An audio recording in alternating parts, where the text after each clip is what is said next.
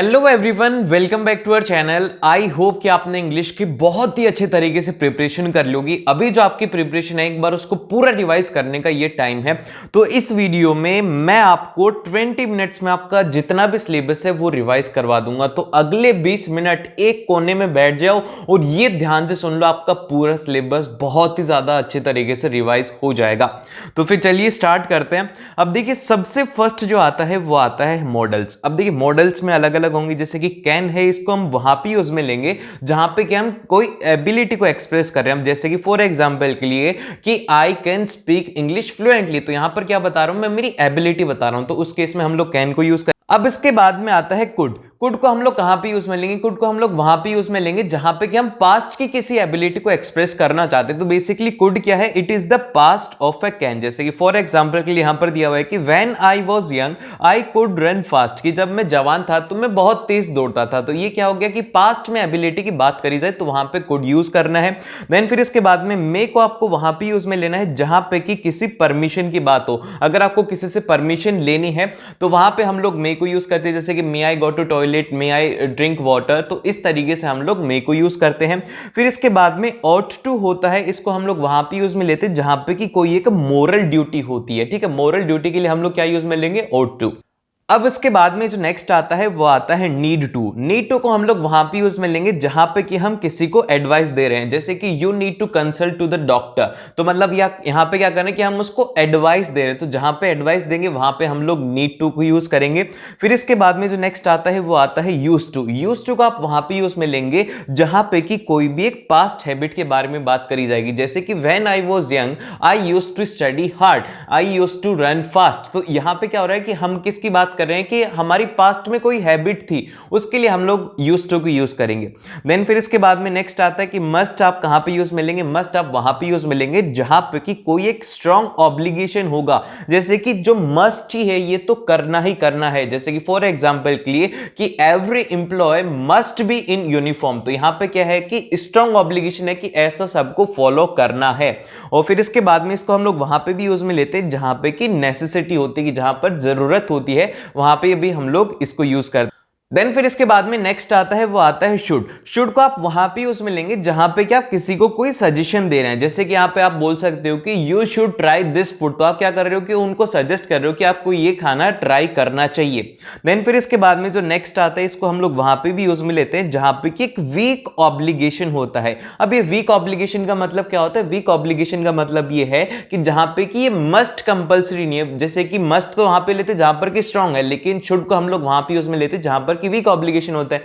जैसे कि for example के लिए you should respect your elders. तो अब यहां पे क्या है? शुड है एक वीक ऑब्लिगेशन है कि अगर आप करना चाहो तो है, लेकिन मस्ट को हम वहां पे लेंगे जहां पे कि आपको कंपल्सरी है कि आपको ऐसा करना है।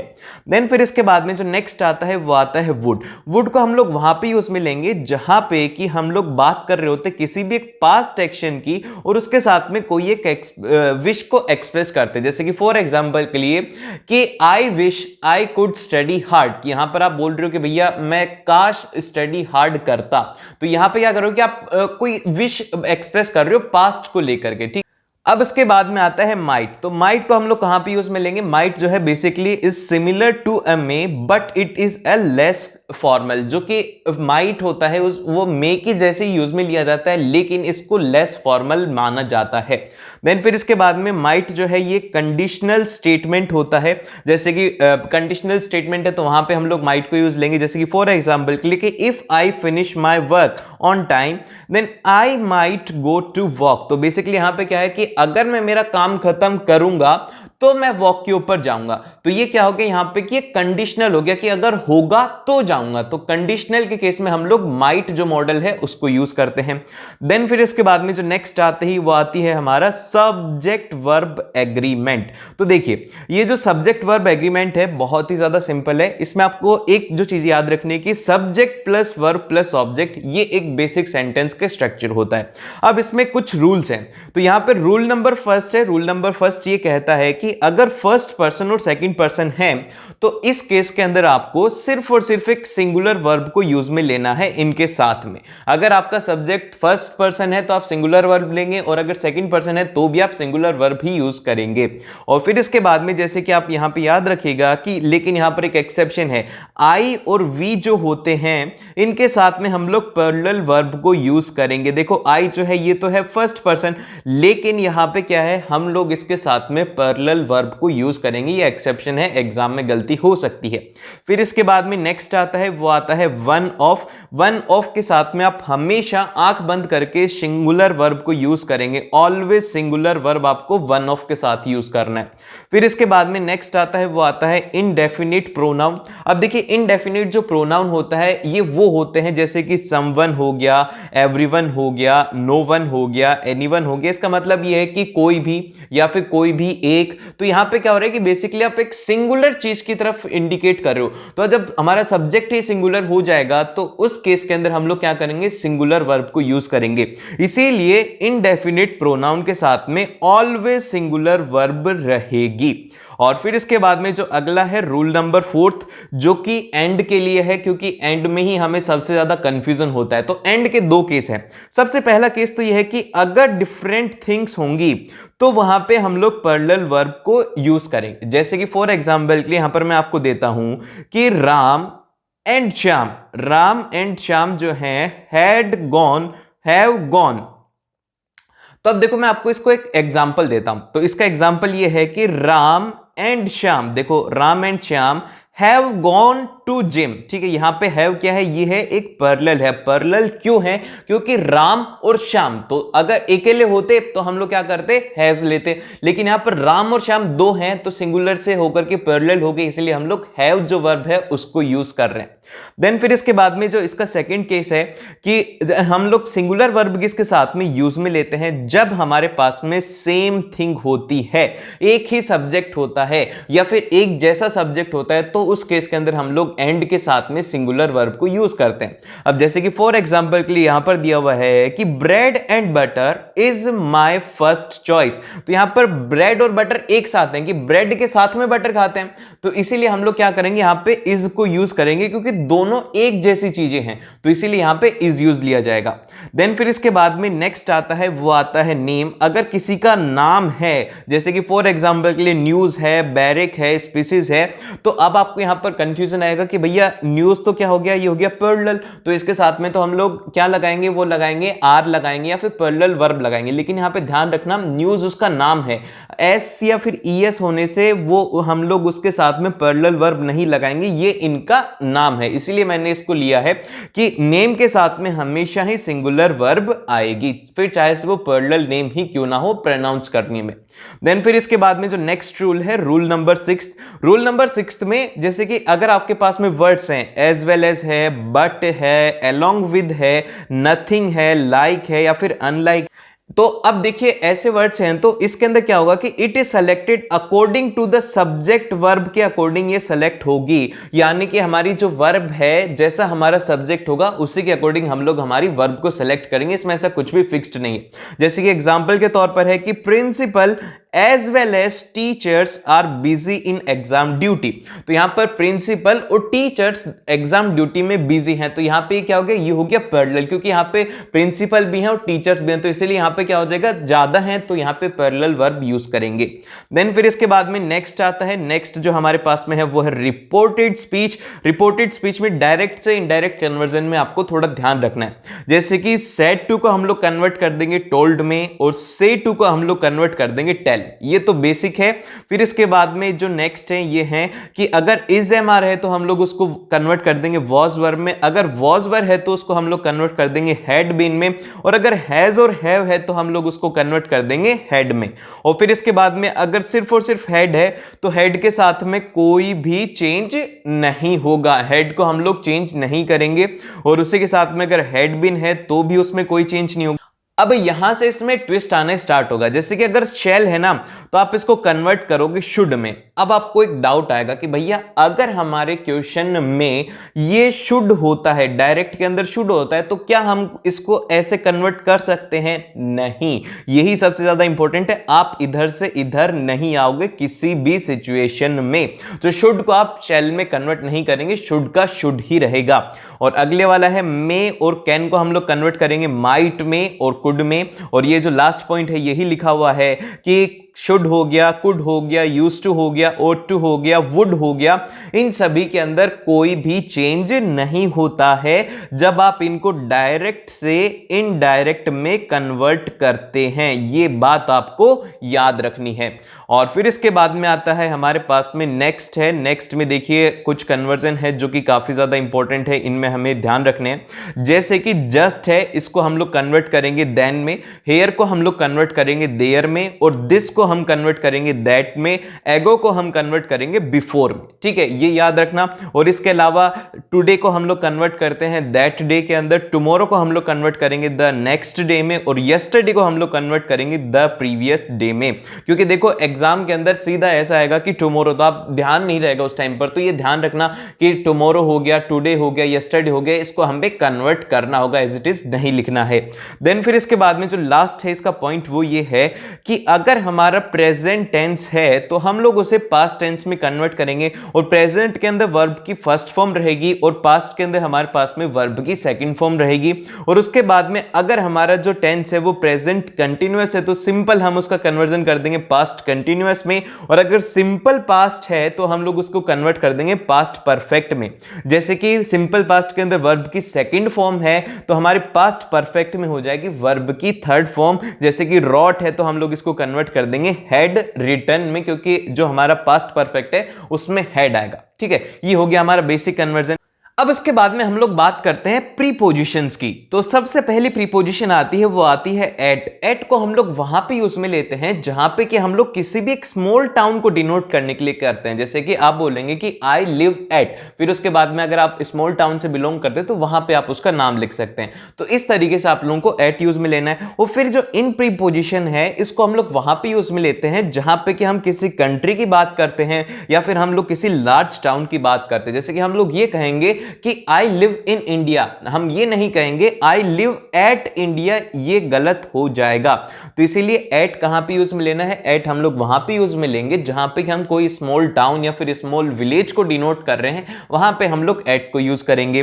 देन फिर इसके बाद में जो नेक्स्ट आता है वो आता है सिंस। अब सिंस को आप कहां पे यूज में लेंगे? सिंस को आप वहां पे यूज में लेंगे जहां पे कि आप कोई भी एक पॉइंट ऑफ टाइम को डिनोट करना चाह रहे हो। जैसे कि क्या, फॉर एग्जाम्पल क्या आप बोलेंगे कि I have been working on this project since last month, कि पिछले एक महीने से मैं इसके ऊपर वर्क कर रहा हूं, पिछले एक साल से। तो ये क्या कर रहे हो आप? यहां पर एक पॉइंट ऑफ टाइम को डिफाइन कर रहे हो, तो वहां पे हम लोग सिंस को यूज करते हैं। फिर इसके बाद में फोर हम लोग कहां पे यूज करेंगे? फोर हम लोग वहां पे यूज करेंगे जहां पे कि हम कोई भी एक पीरियड ऑफ टाइम को डिनोट करेंगे। जैसे कि फॉर एग्जांपल के लिए कि आप बोलेंगे कि मैं 6 घंटे के लिए स्टडी कर रहा हूं, तो यहां पे क्या किया आपने? एक पीरियड डिफाइन कर दे कि यहां पे ये 6 घंटे, तो ये एक टाइम फ्रेम है। तो इसके लिए हम लोग क्या यूज में लेते हैं? इसके लिए फोर यूज में लेते हैं। जैसे कि फॉर एग्जांपल के लिए I have been studying for 6 hours, 6 घंटे से मैं पढ़ाई कर रहा हूं। तो ये क्या हो गया? ये हो गया हमारे पास में फोर का एग्जाम्पल हो गया, क्योंकि यहां पे हम लोग क्या कर रहे हैं कि एक जो पीरियड ऑफ टाइम है उसको डिफाइन कर रहे हैं। देन फिर इसके बाद में नेक्स्ट आता है वो आता है फ्रॉम। फ्रॉम हम लोग वहां पे यूज में लेते हैं जहां पे कि हम लोग पॉइंट ऑफ टाइम को तो डिनोट करते हैं, लेकिन उसी के साथ में ये फॉलोड होता है टिल, टू और अनटिल से। इसका मतलब क्या हुआ भैया? इसका मतलब ये हुआ कि इसमें होगा कि हमारे पास में एक तो स्टार्टिंग टाइम होगा कि कब हम स्टार्ट कर रहे हैं, और दूसरा इसके अंदर एंडिंग टाइम होगा। अगर आपको 2 टाइम दिख जाते हैं क्वेश्चन में तो वहां पे क्या होगा? फ्रॉम प्रीपोजिशन आपको आंख बंद करके यूज करना है। जैसे कि एग्जांपल है यहां पे कि he work from morning to evening, वह सुबह से लेकर के शाम तक काम करता है। तो यहां पे क्या हुआ कि हमने स्टार्टिंग टाइम भी बताया और फिर उसके बाद में एंडिंग टाइम भी बताया, तो इस केस के अंदर हम लोग क्या यूज में लेंगे, वो लेंगे हम फ्रॉम प्रीपोजिशन इसमें यूज लेंगे।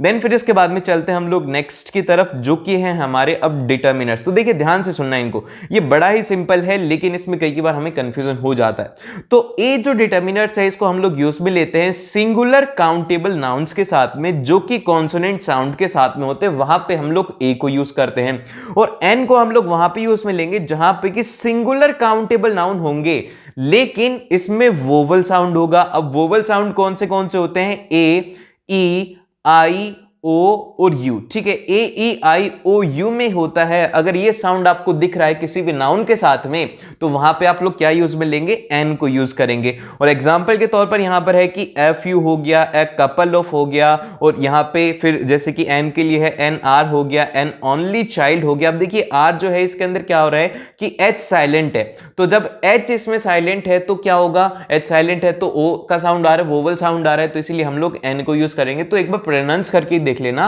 कि क्या इसके अंदर वो साउंड आ रहा है, किसका साउंड आ रहा है। अगर वोवल का साउंड आ रहा है तो आपको एन को यूज करना है। अभी देन फिर इसके बाद में आता है द। देखिए द को हम लोग कहां पे यूज में लेंगे, द को हम वहां पे यूज में लेंगे जहां पे कि कोई एक स्पेसिफिक थिंग होगी, कि मतलब ये एक पर्टिकुलर थिंग की तरफ अगर आप इंडिकेशन कर रहे हो तो उस केस के अंदर हम लोग द को यूज करेंगे। जैसे कि फॉर एग्जांपल के लिए the book on the table is mine, कि वो जो टेबल के ऊपर रखी हुई बुक है ना वो मेरी है। तो क्या हो गया, आपने उसको स्पेसिफाई कर दी कि भैया वो जो टेबल पर रखी हुई बुक है ना वो है मेरी। और बुक से तो बहुत सारी बुकें हो जाएंगी लेकिन बुक है जो कि आपने स्पेसिफाई कर दिया, इसीलिए इसके आगे द लगेगा। और फिर सेकंड है कि अगर कोई भी एक ग्रुप है या फिर एक क्लास को हम लोग डिनोट करना चाहते हैं तो वहां पे भी हम लोग द को यूज करते हैं। जैसे कि फॉर एग्जांपल के लिए the tiger is in an endangered species, कि जो टाइगर्स हैं, अब देखिए टाइगर के आगे क्या लगना चाहिए था, वो लगना चाहिए था ए, लेकिन क्यों नहीं लगेगा, क्योंकि यहां पे हम लोग बोल रहे हैं कि द टाइगर, तो पूरी हम लोग इनकी एक क्लास है उसको क्या कर रहे हैं, उसको डिनोट कर रहे हैं, तो इसीलिए यहां पर हम क्या बोलेंगे कि इसमें द लगेगा। और लास्ट में है कि अगर कोई भी एक यूनिक नाउन है, जैसे कि अर्थ हो गया, अर्थ क्या है, एक यूनिक है, या फिर सन हो गया, इनके आगे हमेशा ही द लगने वाला है। ये बातें आपको समझ में आनी चाहिए। देन फिर इसके बाद में जो नेक्स्ट है, नेक्स्ट हमारे पास में एरर करेक्शन वाले क्वेश्चंस आप किस तरीके से करेंगे, इसके लिए आपको सिंपल से 5 स्टेप को फॉलो करना है। सबसे पहला स्टेप तो ये है कि आप है ना पूरा एक पैराग्राफ गिवन रहेगा तो आप एक सेंटेंस को सिलेक्ट करना पूरा उसमें से, और उस सेंटेंस में ये स्टेप्स को लगाना। तो सबसे पहला स्टेप हमारा रहेगा कि आपको उसमें निकालना है कि उसमें टेंस कौन सा है, निकालना कि सिंपल प्रेजेंट है, प्रेजेंट कंटिन्यूअस, जो भी टेंस है वो आप उसमें देख लेना।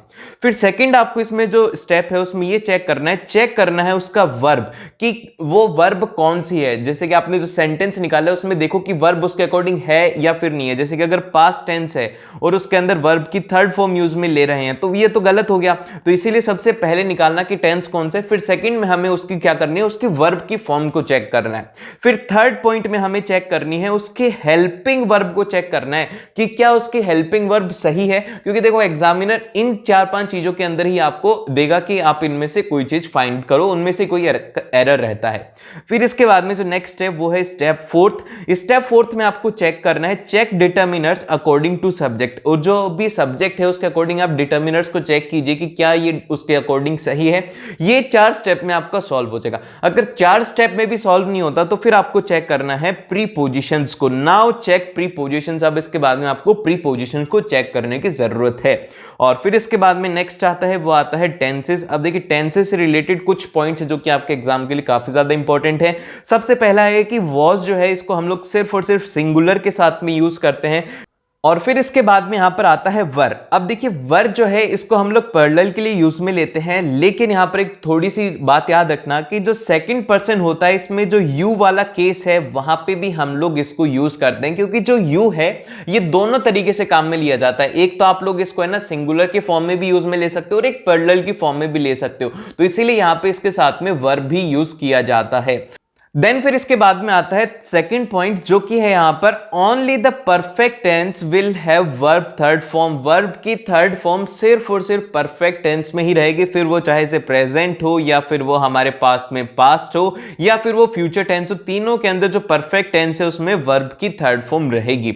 और फिर इसके बाद में जैसे कि अगर प्रेजेंट परफेक्ट टेंस है तो प्रेजेंट परफेक्ट में हम लोग क्या करेंगे, हैज और हैव लगाएंगे और उसके साथ में वर्ब की थर्ड फॉर्म रहेगी। और यहीं पर अगर पास्ट परफेक्ट टेंस है तो इसके अंदर हम लोग हैड तो यूज में लेंगे और उसके साथ में वर्ब की थर्ड फॉर्म भी यूज करेंगे। और फिर लास्ट के अंदर है कि अगर फ्यूचर परफेक्ट हमारा टेंस है तो इसके अंदर हम लोग विल भी लगाएंगे और हैव भी लगाएंगे, फिर इसके बाद में वर्ब की थर्ड फॉर्म लगाने वाले हैं। ये याद रखना, फ्यूचर परफेक्ट टेंस वाला। फ्यूचर परफेक्ट में हम लोग विल भी लगाएंगे, हैव भी लगाएंगे और फिर उसके बाद में वर्ब की थर्ड फॉर्म भी यूज करेंगे। और इसी के साथ में अगर हमारे पास में परफेक्ट कंटीन्यूअस टेंस होता है, प्रेजेंट परफेक्ट कंटीन्यूअस टेंस है, तो इसके अंदर हम लोग हैज और हैव को यूज करेंगे, लेकिन इसमें हम एक नई चीज ऐड करते हैं, वो करते हैं बीन को यूज करते हैं। अब जैसे कि जो हमारा परफेक्ट है उसके अंदर वर्ब की थर्ड फॉर्म होती है, लेकिन ये जो परफेक्ट कंटीन्यूअस है, कंटीन्यूअस के अंदर क्या होता है कि वर्ब की फर्स्ट फॉर्म होती है और उसके साथ में आईएनजी आप इसमें ऐड कर देते हो, तो ये हो जाता है हमारे पास में प्रेजेंट परफेक्ट कंटीन्यूअस। और फिर इसके बाद में इसी तरीके से पास्ट परफेक्ट कंटीन्यूअस के अंदर आप हैड बीन यूज करेंगे और उसके साथ में वर्ब की फर्स्ट फॉर्म रहेगी। और फ्यूचर के अंदर आप लोग विल हैव बीन यूज करेंगे और उसके साथ में वर्ब की फर्स्ट फॉर्म रहने वाली है। और उसी के साथ में मैं एक बार आपको बता देता हूं कि फ्यूचर जो हमारे पास में फ्यूचर कंटीन्यूअस टेंस होता है, इसके अंदर हम लोग यूज करेंगे विल बी और फिर उसके बाद में वर्ब की फर्स्ट फॉर्म प्लस आईएनजी। ठीक है, ये आपको याद रखना है कि अगर हमारा फ्यूचर कंटीन्यूअस टेंस होता है तो उस केस के अंदर हम लोग विल बी और उसके साथ में वर्ब की first form plus ING use करेंगे।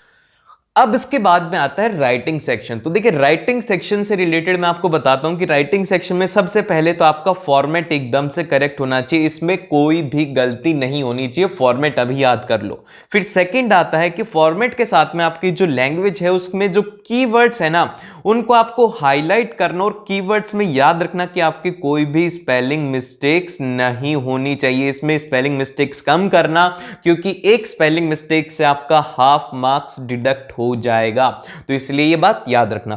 तो सबसे पहले अगर हम लोग बात करें कि जो हमारा लेटर है उसका फॉर्मेट क्या रहेगा, तो सबसे पहले हम लोग इसमें लिखेंगे सेंडर का एड्रेस। अब देखिए, सेंडर का एड्रेस हम लोग 3 लाइनों में लिखेंगे, जिसमें सबसे पहले लिखा रहेगा हाउस नंबर। अगर नहीं गिवन है तो लिखने की कोई भी जरूरत नहीं है।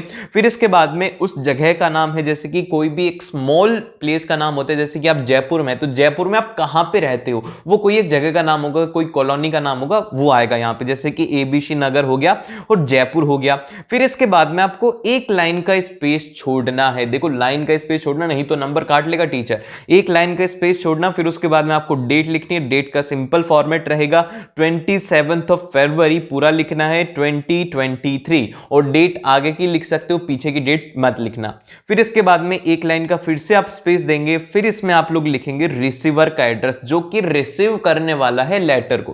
तो यहां पे इसमें क्या लिखेंगे कि द एडिटर हो गया या फिर द मैनेजर हो गया, आपको जिसको भी लेटर लिखना है वो लिखेंगे आप। देन फिर इसके बाद में जो भी ऑर्गेनाइजेशन का नाम है, XYZ कोई भी ऑर्गेनाइजेशन हो सकती है, जैसे कि अगर आप एडिटर को लेटर लिख रहे हो तो आप लिख सकते हो कि द टाइम्स ऑफ इंडिया, या फिर आप लिख सकते हो द हिंदुस्तान टाइम्स। आप किसी भी ऑर्गेनाइजेशन का नाम इसमें लिख सकते हैं। फिर उसके बाद में कोई भी सिटी का नाम यूज करना है, लेकिन याद रखना कि आप जो सिटी है वही यूज करें जो कि आपने अपने सेंटर में लिखा है। अब जैसे कि मैंने यहां पर दिल्ली लिख दिया, लेकिन जो मैंने सेंडर एड्रेस है यहां पे जयपुर लिखा है, तो आपको क्या करना है कि सेंडर एड्रेस और जो रिसीवर एड्रेस है वो सेम रखना है। और फिर इसके बाद में जो नेक्स्ट आता है वो आता है सब्जेक्ट, और सब्जेक्ट से पहले एक लाइन छोड़नी है और सब्जेक्ट के बाद में एक लाइन छोड़नी है। और कुछ स्टूडेंट्स को डाउट होगा कि भैया हमने तो फॉर्मेट पढ़ा है कि जो रेस्पेक्टेड सर है वो सब्जेक्ट के ऊपर आएगा, लेकिन देखो जो सीबीएसई की ऑफिशियल इन्होंने सैंपल पेपर रिलीज किया था उसमें सब्जेक्ट के बाद में ये फॉर्मेट फॉलो किया था, तो आपको भी यही फॉर्मेट को फॉलो करना है। सब्जेक्ट आप पूरा लिखिएगा सही ढंग से। फिर इसके बाद में आप लिखेंगे रेस्पेक्टेड सर। रेस्पेक्टेड सर के बाद में आपको इसका इंट्रो स्टार्ट करना है, और इंट्रो आप किस तरीके से लिखेंगे लेटर टू एडिटर का मैं आपको बता देता हूं। आप ये लाइन जरूर से लिखिएगा। देखो, ये लाइन जो है ये यहां से कॉपी कर लेना, याद रख लो इसको, आपको एज इट इज पेस्ट करके।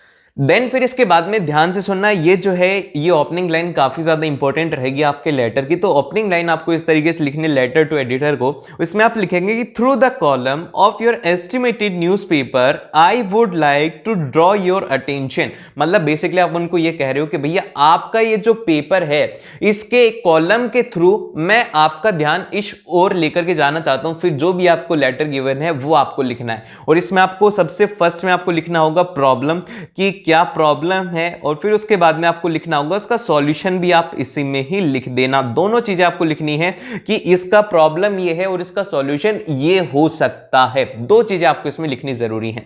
और फिर इसके बाद में जब आप इसको कंप्लीट कर दें तो नेक्स्ट फिर आपको यहां पे ये बात याद रखना कि आप उनसे ये नहीं कहेंगे कि आप इस प्रॉब्लम को सॉल्व करें, क्योंकि वो एडिटर हैं, वो सिर्फ और सिर्फ उस जो प्रॉब्लम है उसको प्रिंट कर सकते हैं। तो हम लोग लास्ट में लिखेंगे कि I request you to publish this in your newspaper so that concerned authorities can take appropriate action। तो आप यहां पर बोल रहे हैं कि भैया मैं चाहता हूं कि ये जो प्रॉब्लम है इसको आप अपने न्यूज़पेपर में रिलीज करें, जिससे कि जो भी कंसर्न्ड अथॉरिटीज हैं वो इस प्रॉब्लम के रिगार्डिंग एक्शन ले।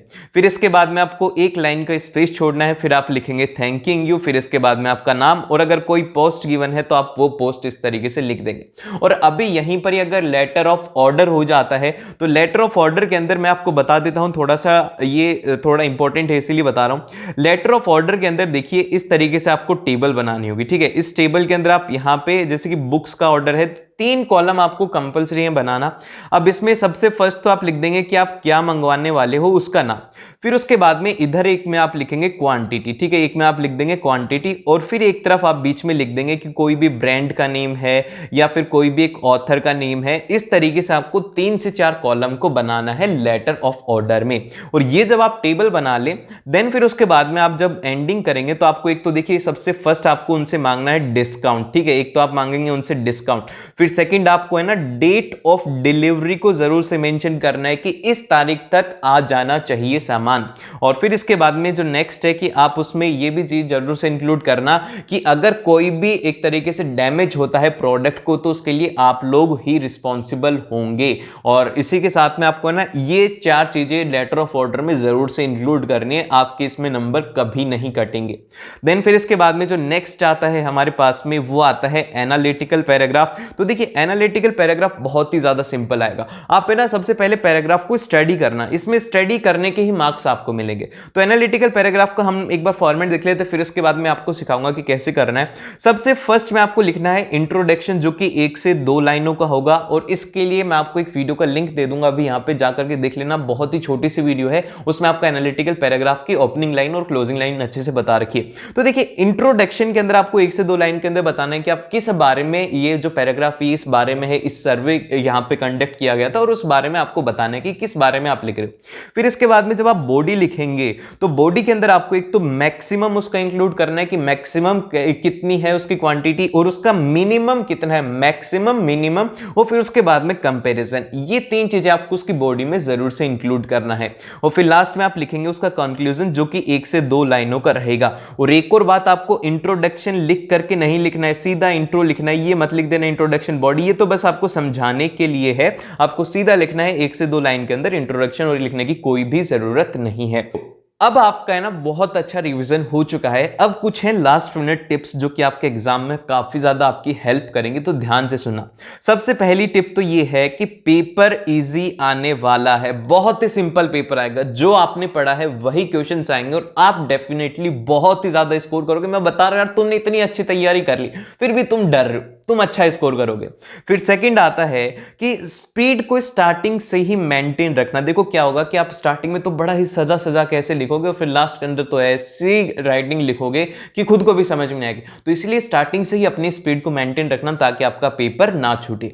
फिर इसके बाद में थर्ड पॉइंट ये है कि नोटबुक को नीट एंड क्लीन रखना। जैसे कि नीट एंड क्लीन का मतलब ये है कि आपने ज्यादा काटम पिटी मत करना, चाहे से राइटिंग थोड़ी अगर एवरेज भी है ना तो भी अगर आप क्लीन अगर रखोगे तो वहां पे काफी ज्यादा अच्छा लगेगा। तो इसीलिए क्या करना है कि आपको नोटबुक को क्लीन रखना है, ज्यादा ऐसे कट कट कर मत करना। अगर गलती हो जाती है तो सिर्फ और सिर्फ एक लाइन काफी है, ऐसे नहीं कि आप ऐसे घसड़ पसड़ कर, इससे आपकी कॉपी अच्छी नहीं दिखेगी। तो इसीलिए क्या करना है, सिर्फ और सिर्फ एक लाइन और आपका काम खत्म। फिर इसके बाद में लास्ट में है कि टाइम को मैनेज करना, टाइम को कंटिन्यू देखते रहना कि कहीं आप किसी सेक्शन में ज्यादा टाइम तो नहीं दे रहे और कहीं किसी क्वेश्चन के अंदर ज्यादा टाइम तो नहीं दे रहे। रीडिंग के अंदर जरूर से देखना कि 15-20 मिनट से ज्यादा टाइम आपको नहीं देना है।